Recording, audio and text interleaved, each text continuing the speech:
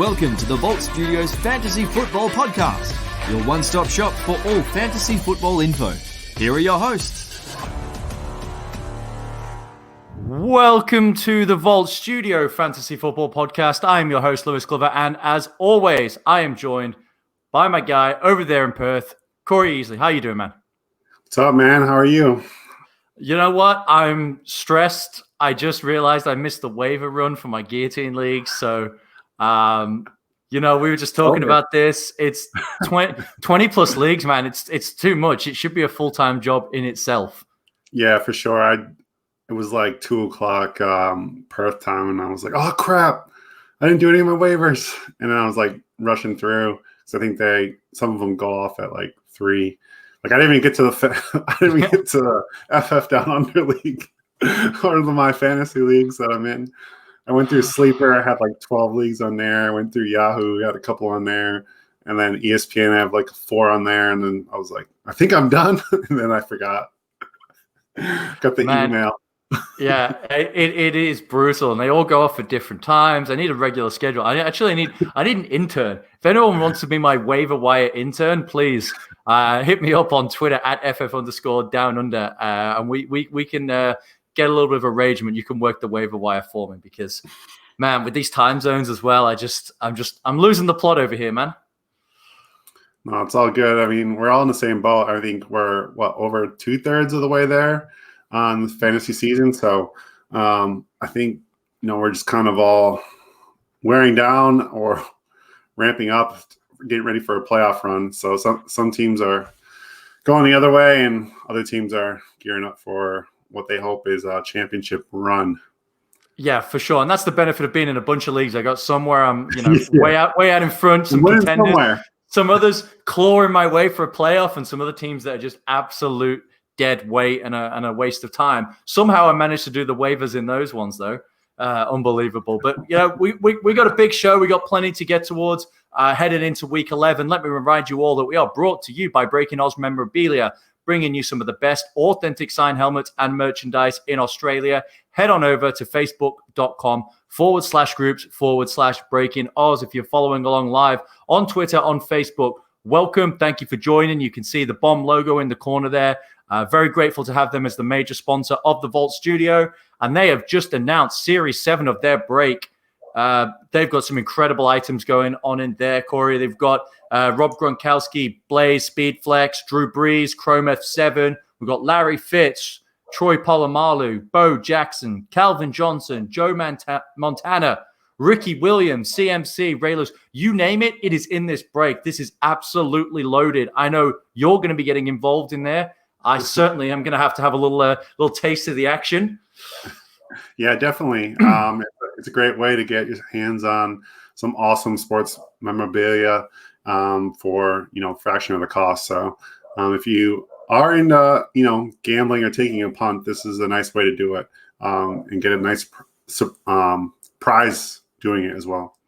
Yeah, absolutely. The odds are way better than entering into a GPP. That is for sure. And we have another announcement for the show as of this week. Burnley Brewing are also sponsoring the Vault Studio Fantasy Football Show. They are now sponsoring the whole studio. So cheers to the guys at Burnley Brewing there for supplying the beer for this show. I'm working on a Hellas German lager, which I tell you is absolutely delicious. Cheers, everyone. And I have a tropical pale ale that I'm taking down. Something a little fruity. Yeah, you know me. Well, as it is, it's the mid-afternoon over there in Perth, so it fits with the sun going down vibes you've got going. If only that was true, Lewis. If only that was true. If only that was true. All right, there's been plenty of stuff going on this week, but really I think we'd be remiss if we didn't just take a minute to appreciate the incredible end to the Buffalo Bills-Arizona Cardinals game. I mean, that play by Kyler Murray to DeAndre Hopkins, I mean, the SBs don't need to worry about play of the year anymore. That's sorted. Just spectacular. Yeah, it's ridiculous. And obviously, that throw was something else. And then the catch by Hopkins, who just that's what he does. I mean, he makes tough catches all the time. He's not the best separator in the world, but he makes tough catches. And he definitely made a tough catch there. So what a play, taking the victory away from the Bills in that one. Yeah, and honestly, obviously, Hopkins is getting all of the plaudits because you get the freeze frame, the 3 Buffalo Bills defenders draped all over him. But I think the throw was more impressive. Like Kyler, evaded the rush. He's off, he's off base. He's rolling away to his left, and he flings this ball, and it's on a rope down to DeAndre there. Just the whole thing from start to finish was a spectacular play. It was a privilege to watch it. Yeah, and I guess newsworthy items from that game from a fantasy perspective is that Kenyon Drake came back in, got a pretty strong complement of snaps there. My boy Kenyon Drake rushed for 100 yards, caught one ball, did have a fumble, which was problematic. Chase Edmonds was still involved. How are you dissecting this backfield moving forward? Yeah, I think the most frustrating thing with this backfield is that the passing game, as far as reception for these guys, is not very creative, and it's not doesn't seem to be a focal point of this offense. Like, you're not really impressed with the design of the dump off to Chase Edmonds or the one catch by Drake. Like last year, it was a big emphasis, it feels like, and this year not so much. So there's not a lot of creativity in it, and it's kind of disappointing as far as the receiving end for these backs. But going forward, I think you can play both. You just got to kind of grit your teeth and deal with it. But with the way that running back is right now, I think if you have one or the other, if you have both, it's a bit dicey. I think you might have to flip a coin. But if you have one or the other, like as a flex play, I don't see why you can't play both of them. Yeah, I'm sort of approaching this backfield as a poor man's Cleveland, right? Where I feel that if they're in a negative game script, I think Chase Edmonds is going to have more value. I think if they get out to a quick lead, it's going to be Kenyon Drake. And just going back to what you said there about them being less creative, working the running backs into the passing game, I do feel that's a knock-on effect of bringing in DeAndre Hopkins, right? He's commanded this incredible target share. They didn't have a guy last year at the wide receiver position who was really out there commanding targets, commanding plays to be drawn up for them. So they were able to, or they were needed to get a little bit more creative with the personnel that they had, and that involved 2 running backs who are good at catching the ball. This year, it's the DeAndre Hopkins show, and they really haven't had to go deep into the bag of tricks to get the running backs involved in the passing game to the same degree. But certainly, you feel okay about having both of these guys on your roster. Where you paid up for them, I think probably Chase Edmonds you feel a little better about rather than where you drafted Kenyon Drake in the first round. Next news item on the list, man. Drew Brees could be out for a while. He's got broken ribs, punctured lungs. He got fucked up. So he's going to be the James. It's going to. I apologize to the kids out there. Yeah, I mean, what do we think? We think it's going to be a heavy dose of Jameis and a few design plays and specific play calls for Taysom Hill. Yeah, I could see Taysom getting out there, getting a lot of probably a lot more work than he usually would. They can mix him in, but I'm not worried about Kamara at all. But and Michael Thomas is probably safe as well.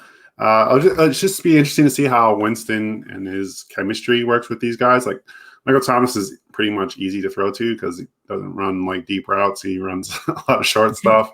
And Kamara is the same. But like Emmanuel Sanders, everyone else, you're going to have to hold them and just put them on your bench. But I think you have to play Michael Thomas. Obviously, you're playing Kamara no matter what the situation is. But it's a wait and see kind of approach. I mean, we saw Winston support, 2+ 1,000-yard receivers last year. So he's capable of doing it. It's just this version of this offense. It will be interesting to see how Sean Payton and the Saints kind of deploy him. Yeah, I mean, let's circle back on Michael Thomas here because, he came back from his injury. There was the suspension. He was a letdown, man. He was a major letdown if you played him. And interestingly enough, I just traded away Michael Thomas in a contender for Devontae Adams and a future second in a dynasty league. And right now, I feel fantastic about that decision to move off of Michael Thomas, especially if you're in a contender, because high ankle sprains, man, we've seen it year on year. Players, they come back, they say they're good. Remember Michael Thomas was saying, oh, yeah, I'm good to play next week. Or, there was talk. He's like, you don't have to look farther than Alvin Kamara last year. I mean, had similar injury, and everyone was waiting and waiting and waiting, and it just never happened. And obviously we can see Alvin Kamara at 100% or close to it this year. You can see the difference. He's probably an MVP candidate so far this year, and he definitely was not that last year with his high ankle sprain. So I don't mind that, trading him away in a dynasty, especially if you can get someone like Devontae Adams back. But I also, if I'm in rebuilding mode, I wouldn't mind grabbing Michael Thomas, because I think this is the type of injury, next year he bounces back from, and everyone's like, oh, that's Michael Thomas. So I wouldn't be opposed either way, depending on your roster makeup and what position you're in this season. Yeah, absolutely. And as always, right, you can't decide what you're going to do with a player in a vacuum. You have to contextualize what your team makeup's like, the direction of your team, and so on and so forth. Now, quite a few quarterbacks got injured this week, or last week rather. It wasn't just Drew Brees. Matthew Stafford has a hand injury, thumb injury. He should be good to go by all accounts, but sheesh, major downgrade for the offense if he can't go and it's Chase Daniel under center. Yeah, it would be. I don't know who you're starting anyway. I mean, maybe Marvin Jones. I think there's some people that have grabbed him and placed him in their lineup. But I mean, I love Swift. Swift looked awesome last week. He's really coming into his own, and if it's check down city, I like his spot. Hawkinson. With Stafford, I think it's a torn ligament in his thumb. Correct. But they said that he still going to try to tough it out. At this point, we don't know for sure. But, yeah, I think it is an overall downgrade for this offense. But Detroit's kind of in a kind of sneaky spot for a playoff spot. So I think, Stafford has a shot to go. He's going to go, and they're going to try to win this game. Yeah, and Kenny Golladay, we still don't know his status yet. Hasn't practiced yet this week. What are we recording Wednesday night here in Australia, Wednesday morning. So look for those practice reports Thursday morning in Australia, Wednesday evening over in the States to get an idea of whether Kenny Golladay could be on track to play. If he's going to be playing, I think you have sort of no choice but to put him out there in your lineups. If he doesn't, it certainly makes Marvin Jones, that much more attractive. But you could see Kenny Golladay being rested, considering it's Thanksgiving next week, and the Lions will be playing short week, so we could see Kenny Golladay rested in week 11, heading in towards week 12 as well for what's always an important game on Thanksgiving for the Detroit Lions. Former New Orleans Saints quarterback Teddy Bridgewater, slight knee injury. I believe it's an MCL sprain. So, whenever you see Teddy Bridgewater go for that knee, everyone, rightly so, gets a little bit concerned. It doesn't sound too serious. They were talking up his chances to be able to go, but what are you thinking about this offense if he can't go and it's PJ Walker, XFL superstar PJ Walker coming in under center? Well, to be honest, I think we saw the ceiling of Teddy Bridgewater last week. Like he can't win a game like that. The Bucks put up 40 plus, and there's no chance for that offense to keep pace with them. So PJ Walker is interesting. He's obviously in 2 quarterback leagues type situations, but I don't think it's that much of a downgrade. I think he's probably more inclined to make mistakes and things like that. But as far as weapons go, I'm still going to play those guys. I'm still going to play DJ Moore. I'm still playing Robbie Anderson. I suppose I still have to trot out Mike Davis out there. I'll give him a break. It was Tampa Bay run defense is really good, so I'll give him a break from last week. But yeah, I think I'm still playing those weapons. I don't feel as bad as I do the Detroit Lions options if Chase Daniel is playing. So I still have, I have PJ Walker higher than Chase Daniel in my lexicon of backup quarterbacks at this point. But I think that's just basically because of the unknown of PJ Walker. Like he could be, a solid backup, or more. We don't really know. So, yeah, I wouldn't downgrade those guys too much. Obviously, they take a little bit of a hit, but yeah, I don't mind PJ Walker. Right, and everyone's, well, not everyone, but it's been a conversation on Twitter, the Temple triumvirate of Matt Rule, PJ Walker, Robbie Anderson, all of those narratives. I think there's like 6. I heard 6 Temple guys on that team. Well, and, I wouldn't say Temple's, the powerhouse of college football. Go Owls. Go Owls. But I tell you what, man, let's go back to Mike Davis. I think he's a smash play this week. I think Mike Davis has got top 10 upside written all over him this week. Perfect matchup coming up against the just woeful Detroit Lions run defense. And, if PJ Walker is under center, maybe they want to protect him a little bit and, try to run the ball and get, really take control of the game that way. So I really like Mike Davis. I think he's plays on all 3 downs, and I think he could have a really huge week again in the absence of Christian McCaffrey, as he was doing sort of the midway point through the season. Yeah, definitely. I think that's definitely a possibility in this game. Speaking of injuries, though, Drew Lock. What are we doing with those Denver options? We're putting them all into an oil drum and setting it on fire. Yeah, pretty much. Right? I mean, I don't like Drew Lock at all, but at least he can get those guys the ball, and I'm terrified of playing any Broncos, other than the running backs probably, even though they were pretty abysmal last week as well. But yeah, so that's probably the only guys I feel comfortable playing.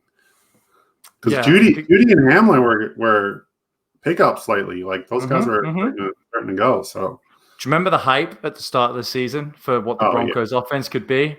And then Sutton went down. I was that guy. Yeah, it certainly doesn't look like Drew Lock is it either. Yeah, the Broncos are probably going to be in the market for a quarterback come next season. I think that is all of the sort of the major pieces of injury news that that we probably want to discuss at this point. Are there any other names? There's just a couple. Like the Packers activated Alan Lazard finally. Oh yeah. So it looks like he's set to play. And Calvin Ridley was running. I don't know what that means. Running on the side at practice. So I think people are, waiting for him to come back a little bit here because, there's only so many Zacchaeus shares you can have on your team. So we'll see how that goes. But and then we're going to deal with the Seattle backfield. Everyone's waiting for Chris Carson to come back. I mean, Alex Collins, although he did back from the dead. Yes, he did very Alex Collins-y things on the weekend. He's not pretty. He's not flashy. He probably just gets just about what's blocked for him, and that's about it. But, he was fine. I'll just say he was fine on the weekend. Yeah, I personally hate Alex Collins. I mean, I don't hate him. No. Me, I hate him. I don't hate him because of his personal characteristics or anything like that. I'm sure he's a very nice person. I overinvested in the off season a few years back when I thought he was going to get that full-time workload, and he looked good, and then it came back to bite me in the arse. So that's why I hate Alex Collins. But I tell you what, it is awesome to see these guys disappear for a while, get an opportunity, and come back, and any opportunity to use the Undertaker gif on Twitter, I'm all about being able to do that. And Alex Collins certainly has resurrected his career from the dead in the last few weeks. Speaking of the Seattle backfield, Thursday Night Football, this could be an absolute barn burner. We've got the the Cardinals going into Central League Field at Seattle. Both of these teams are 6-3, divisional rivals, both potent offenses, both have superstar receivers, both have questionable defenses. I mean, how do you see this game shaking out? I mean, is it as easy as points? Yeah, I think so. I would like to say that someone's going to play defense in this game, but obviously they just played, 2 weeks ago?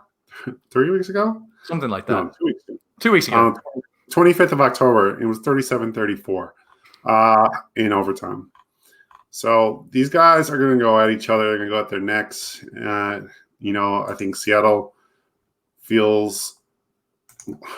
really needs, they feel like they owe Arizona in this one.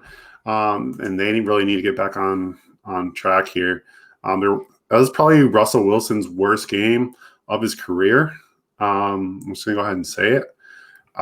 There was a lot of mistakes he made in that game. That cross-field throw to the end zone where he had like 15, 20 yards right in front of him. I don't know what he was looking at. Pete Carroll said the same. Like, he thought he was just going to take off and run, but he's like, who am I? Like, I'm going to second guess Russell Wilson. Like, usually I trust him to make those decisions. Russell Wilson kind of brushed it all off, but it was a poor game from him. And everyone's been saying let Russ Wilson cook. He's cooking, but the recipes aren't working right now. So we'll see what's going on in this game. But yeah, I think it's going to be another high-scoring affair. Yeah, he's cooking on a shitty little camping stove in the wind, trying to get the flame to catch so he doesn't have to eat cold baked beans from the can. That's the situation right now. Let's see if we can get back to that Michelin star level chefry that we saw in the first half of the season. But we are supported by our friends over at topsport.com.au, our preferred betting provider. So if you do want to get a little bit of action on this game, head on over to the guys at TopSport. Pick the Vault Studio as your referrer, and right now, all the lines aren't up because we're a little far removed from the game. But as we said, points. I'm taking the over here. And I also like Arizona plus 3.5. I'm folding that into a multi-bet, paying $3.44, which I think is a nice, a nice combination to look at, because I don't see there's any way the game doesn't have points. And I think Arizona's offense is able to match what the Seahawks are able to put out as well. And as we've seen before, they can certainly beat them. So to be able to get a field goal and a half a point certainly feels nice here. $3.44. And remember, always gamble responsibly. Corey, what do you like? Do you like that combination there? I'm sticking with the over. I don't know if I can pick a side as of yet. I'm kind of just waiting on these props because I'm going to be hitting those props hard. We can see what Kyler's rushing prop has just been absolute, just put in your bank because he's gone over it. For some reason they kind of put it at like 45, 50 every week, and he's averaging over 60 yards a game now. So yeah, I was going to say I'm going to keep betting his rushing over until it's like 55. Yeah, I mean, I might bet more over that. So yeah. We'll see once those props come out, but I do like the over. The over currently is at 57.5, I believe. Yeah, 57.5. So yeah, getting pretty good value there at $1.91. So I like the over in that one. Yeah, just a note there on really I think could have an impact on the outcome of the game is whether Tyler Lockett will play. He had a knee injury, got hurt on a would-be touchdown catch. Didn't come back into the game after that. They're still not sure whether he'll play. They listed him as a non-participant in their non-practice. Teams have to give that fake practice report. I think it'll be a big loss for the Seahawks if Tyler Lockett can't go. Everyone likes to talk about DK Metcalf and what a freak he is, and absolutely. But Tyler Lockett, man, he really helps Russell Wilson out a lot and helps make this offense click. So he'll be a big loss. It would mean a big step up for David Moore. So continue to monitor that. And David Moore season, baby. Absolutely. David Moore becomes a real flex consideration if Tyler Lockett can't go. We've seen him make some seriously good plays this season. The volume just hasn't been there. But yeah, I like Moore if Lockett can't go. But I'm playing Lockett. People are sort of concerned about Lockett, and they point to his ups and downs. We've talked about this before, but Lockett's there. He gets the slot matchups. Yeah, I think Patrick Peterson's going to be on DK quite a lot, which, at this point of his career doesn't scare you all that much. We saw Stephon Diggs have his way with Peterson last week. And I think Metcalf will be looking to bounce back after he was blanketed by Ramsey. And I think Russell Wilson will make a concerted effort to get him the football. So I think I like DK's over in this. I don't know what the line will be, but you'd have to think that it's probably a little suppressed after his real down week in week 10. So I'm going to be liking DK's line on the over, providing it's not something outrageous coming into it. Definitely. Cool. All righty, man. Let's move on. Let's head on over to our buy, sells, and holds of the week. What do you want to do? You want to take it first, or you want me to kick things off? I'll go first because I copped out a little bit. I'm not gonna lie. I copped out a little bit, but this is kind of interesting. So I was looking at strength of schedule for the easiest remaining schedule through weeks 11 through 16. Right. And obviously you touched on this a couple weeks ago with David Montgomery, who came in at the top of that. But I think buying situations, you're buying all these undervalued running backs that have kind of gone by the wayside. So Jonathan Taylor is a good one, especially in redraft. If you can grab him, you can get him for a bag of chips now. People are so disillusioned. Right. I'm currently waivers are going to go through in like a couple hours in one of my leagues, but I'm trying to get J.K. Dobbins. He got let go, so J.K. Dobbins is another guy you could target. I just think Ingram's cooked, so I think it's about time that Baltimore offense needs a jolt of juice from somewhere, and I think that's probably a good place to start for them. So J.K. Dobbins is someone I'm trying to grab, and he might be out there on your waiver wire depending on your league size and things like that. So the Broncos running backs are interesting. These guys are cheap. Melvin Gordon, Phillip Lindsay, like they both had terrible games last week. Like you can grab these guys for cheap, and you never know what will happen. But guys like that, I'm looking to try to buy and try to take advantage of that. Yeah, I completely get that. Another name, I'm never going to let my Cam Akers love die, but get another one who's might be floating around there on a waiver wire or someone you can get as a throw-in before the trade deadline passes. But he had the fewest snaps of the team, but he had the highest opportunity share last week as well, and 10 rush attempts. Didn't get any involvement in the passing game, unfortunately, which is really where I think Cam Akers can do his best work. It's a shame they're not getting him involved, but it will take an injury for him to pay off. But I do think that if if that happens, you'd be sitting pretty with Cam Akers, and just as with these rookie running backs that really have failed to deliver, that you might be in an opportune situation to grab them on the cheap moving in towards the playoff push here. My buy. Oh, go ahead. I was just going to say, because I was going to add that, because my sell kind of goes hand in hand. So I'm selling those running backs that have been kind of on a hot streak, and everyone's like, oh, yeah, he's really good running back. Like James Robinson, Wayne Gallman, especially Clyde Edwards-Helaire. All these guys have tough matchups coming up. Todd Gurley, even Antonio Gibson. So depending on what you get back for him, obviously, just giving them away, but use that value that these guys have brought with them throughout the entire season. Now that the schedule gets a lot harder, especially like guys like James Robinson, like that Jags team's not going to be playing for anything. It's going to be kind of brutal here down the stretch. So see what you can get for them. You might even get Ezekiel Elliott or something. I don't know. It would take a lot for me to move off James Robinson, I'll be honest, but someone I do like, and we talked about him last week. And spoiler alert, he's my hold because I don't want you to be panicked by the touchdown scored by the other running backs, but it's Miles Sanders. Now, I think people right now probably value James Robinson maybe more than Miles Sanders. Like Robinson has looked great. That's what I'm saying. You can get really good return value for Robinson, I think. Yeah. So, Miles Sanders is someone I would consider targeting. They got a very favorable schedule. Carson Wentz has been appalling. At some point they're just going to start focusing on running the ball.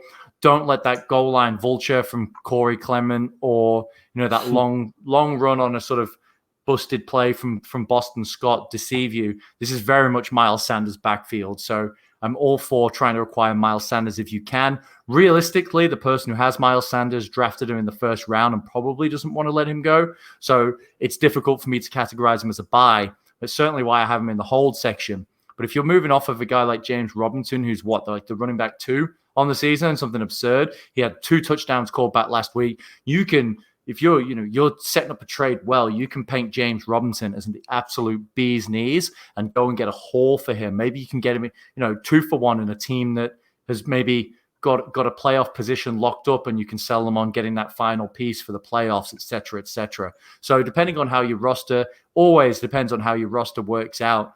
Can sort of contextualize these moves that we're suggesting to make. And as always, we're both available on Twitter. You can see our handles right there at FF_downunder and at CMoney52. So make sure you hit the DMs or just tweet at us. And yeah, we're more than happy to help you negotiate or workshop some potential trades. Now, Corey, you talked about getting some juice into this Baltimore Ravens offense. My buy of the week.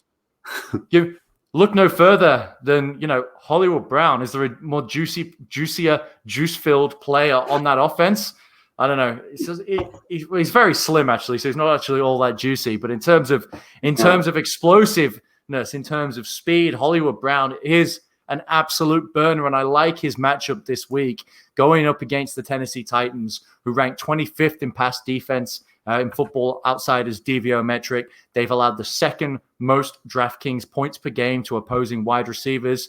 And, they're middle of the pack when it comes to pass rush win rate, according to ESPN. So Baltimore banged up along the offensive line. Lamar's found himself under duress. The kind of deep balls that Hollywood Brown is looking for probably needs a bit of time to develop. But this isn't a defensive front that terrifies you. Clowney hasn't been playing all that well, et cetera, et cetera. All the opportunity in the world has been there for Hollywood. He's 3rd in the NFL in percentage of team air yards. He's 7th in air yards per target. So opportunities there. Will it connect? I mean, if it doesn't happen now, when will it happen? It's never going to happen this year, is it? So, right. I do like Hollywood this week. Admittedly, he's a gamble.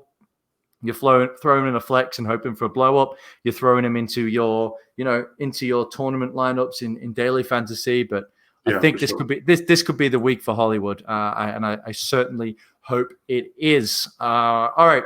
So we've had your buy. I think we've had your sell.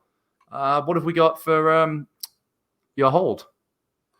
Yeah, my hold is a pair of AFC North receivers. That's Jarvis Landry and Tyler Boyd.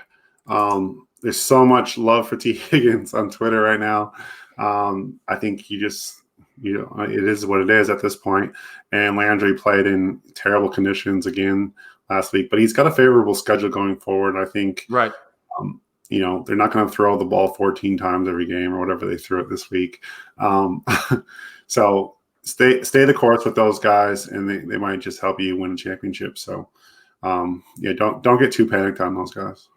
Yeah, with all of these games where we're starting to get weather affected now as we move later in the year, but seriously for teams like the Cleveland Browns who want to run the football, if there's going to be bad weather, rain, wind, etc., pull these guys out of your lineups, because you're going to see, under 20 pass attempts from Baker, which is not optimal for fantasy football production. It's great if you're rostering Nick Chubb or you own Kareem Hunt. So if you've got those guys, you're feeling very, very confident. But apart from that, it's hard to trust any of the pass catchers in those kind of situations. So just always be cognizant. If it's a little bit of wind and rain, don't worry too much. But if it's going to be this, serious, it's the wind. It's really the wind. It's the wind, and it's like 20-mile-an-hour winds. Forget about it. Right. and don't play those kickers either. There you go. That's hard-hitting analysis. Don't play kickers in windy games. That's the kind of quality that the listeners come to on the Vault Studio Fantasy Football Podcast, the kind of analysis you've come to know and love. Those are our buys, sell, and holds for the week. let's head on over to our stream section. And you know what? After a horrible week 9, I sort of brought it back to the pack. I hit 2 of 3, I would say, successfully. I took the Vikings defense that panned out well for me. Logan Thomas panned out well for me. Drew Lock, man, he let me down in a major way. He stunk it up. Was he have like 10 fantasy points or something? Like he had 4 interceptions, didn't he? Yeah, huge Drew Lock. Oh, maybe in those non-counting interception leagues. Yeah, in those or like minus 1 point for interceptions. God help you if you played him in the Scott Fish Bowl. Yeah, that'd be tough. That would be tough to come back from. Absolutely. All right, so it's a new week. It's a new day. It's a new dawn. What are you liking at the streams this week? It's a tough question. I think you want to hit on these because it's the 1 week type deal, so you don't really want to mess up too much on these. But I mean, you're looking at Jameis. What about Jameis? Can we ride Jameis? That's my guy, man. Let's shake hands on this. He is the official streaming quarterback of the Vault Studio Fantasy Football Podcast for Week 11. It's LASIK season. It's 30 for 30 season. It's crab leg season. It's Jameis Winston season, baby. It's got to be. I mean, I don't know who else you're even thinking about streaming. I think that's a good option. So it's pretty gross. It's pretty gross out there otherwise. But Jameis was the one that stands out to me. We're going up against an Atlanta defense that doesn't scare anybody. It's in a dome. The line's set at 51 points. Yeah, I think there's points to be had here for Jameis Winston. The Falcons are certainly going to throw the ball. We know that. Calvin Ridley could come back. They could put some points up on this Saints team. So, yeah, man, Jameis season, Jameis week, whatever you want to call it. But yeah, I'll be riding with Jameis Winston in a few Superflex leagues, and certainly building him into my DFS lineups as well. Yeah, for sure. What do you got for tight ends? So, it worked so well for me last week. Let's go right back to the well because despite finishing as the tight end 6 on the week, his ownership remains suppressed. Logan Thomas, right? 10.6 points, which is all you need from a streaming tight end. This week, he plays the Cincinnati Bengals, who have given up the second most DraftKings points per game to the tight end position. I mean, this is a guy who's got high route participation. We've got Alex Smith, who just absolutely loves the tight end. So, yeah, I mean, it's Logan Thomas season 2.0. Yeah, I don't mind that just because, I mean, Alex Smith's been chucking it around and, especially to my guy, J.D. McKissick. But side note, yeah, I don't mind grabbing Logan Thomas. I had actually hit his over on the weekend. Yeah, you did. It was set at 28.5. So there you go. So it's pretty low. So I think that's probably someone that you can target again this week. But I'm going to go kind of down a bit. We did see Tyler Higbee flash a little bit, but I think he's owned everywhere. I'm going to go Mo Alley Cox. I think Mo Alley comes back this week against the Packers. I think he gets you a touchdown. I don't think he's going to get you much. Yeah. It's the basketball fraternity over here. That's what's going on. Go with the basketball guy. Jimmy Graham did nothing. Antonio Gates is gone.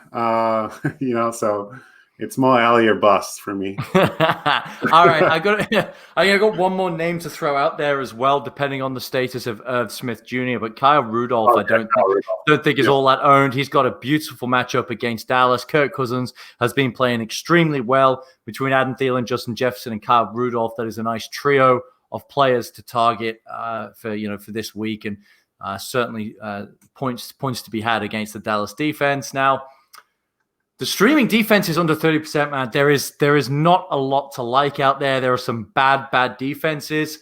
And this one is admittedly quite risk-laden. But hear me out. Okay. Who loves turnovers? This is a trick question. No. I'm trying to look at who's under 30% owned. Oh, don't be looking at the defenses. I already know who you're taking. You got to be taking the Browns, right? No. Who are you taking? Oh, You know who loves turnovers? Mr. 30 for 30 himself, Jameis Winston. So I like Jameis to put up points, but I tell you what, I like him to have some turnovers as well. If he's gonna be chucking the ball against Atlanta, I expect it to be a high scoring game. Vegas expects it to be a high scoring game. There's turnovers to be had. Now, Atlanta's not a great defense, but neither is Jameis Winston's decision making. So, hello, pick six maybe. All it needs is a couple of plays, and this defense will pay off for you, even if Winston gets yards and points. Like, I'm looking for turnovers. I'm looking for big plays. And yeah, this Atlanta defense isn't blessed with playmakers, but when Jameis Winston's under center, anything can happen. Anything can happen, but I'm going to go with the Browns against the Eagles because Wentz is a dumpster fire. He's a trash can. And that offensive line is brutal, and Myles Garrett is an absolute beast. So I expect him to have like 18 sacks this weekend. So 18 sacks, 18 points. Browns defense. Go pick him up. I like that one as well. And you know what? Let's have a little sidebar here because you know what? Eat shit, Philadelphia. The entire city of Philadelphia eat shit because you stole a Super Bowl. You stole a damn Super Bowl, and you're saddled with the guy who couldn't do it for you because he was injured. He's got a horrendous contract. He's not going anywhere. He absolutely stinks. So you know what? I hope that Super Bowl was worth it because you didn't deserve it. And I am bitter. Yeah, I'm still triggered years later about it. But it just got me to thinking, suck shit, Philadelphia. Oh, the Philly fans now hate us. So there you go. Philly fans hate us anyway. They hate everyone. This is not a problem. True. They hate Santa Claus. That's for sure. Yeah, they do. You know what? I feel like all of the people who were viewing the live stream might have been Philadelphia fans because the numbers just dropped right off. I just got blocked and unfollowed by a shitload of Philadelphia Eagle fans. Oh, that's hilarious. At least you didn't get batteries thrown at you. Not yet, but who knows? They'll find a way. They'll get on Airtasker and find someone in Brisbane to come and throw batteries at me, something like that. All right, I think that'll just about do it for this week's show, man. Was there anything else you wanted to add before we get on out of here? No, just be on the lookout for guys that are coming back out off IR and things like that. Once again, I got tripped up a couple times being in 20 leagues. I think I played Alan Lazard last week. He didn't play. It's just a nightmare. So make sure you're on top of that. And potentially because it can affect some players that you expect that will have good games as well. Like Sony Michel, what if he comes off IR this week? What does that do to Damian Harris, who's been pretty good the last couple weeks? So be aware of all that kind of stuff, and just be on the lookout for those movements as well. So once again, like Lewis said, you guys can hit us up on Twitter. You can drop in DMs. You can just tweet us lineup decisions, any questions you might have. I have a few people that do that on the regular, but if there's a question, we can help talk you through it. But yeah, we're always here to help. That's why we're here. Absolutely, man. Thank you for everyone tuning in. If you are listening on iTunes, please go ahead, give us a 5-star rating. You can write whatever you want in the review. As I said, if you don't like what we've got to say, please let us have it in the review, but also drop us 5 stars because that's get it. Bring it, Eagles fans. I'm not like the Game of Thrones gif with Jon Snow. Everyone, me versus the city of Philadelphia. But yeah, in all seriousness, thank you to everyone who tunes in and listens. Please subscribe, share with your friends. As always, we're around for questions. Follow the Vault Studio on Facebook, Twitter, Instagram. And one last reminder, not really a reminder because I forgot to do it at the top of the show. So I'm sliding it in the back end here.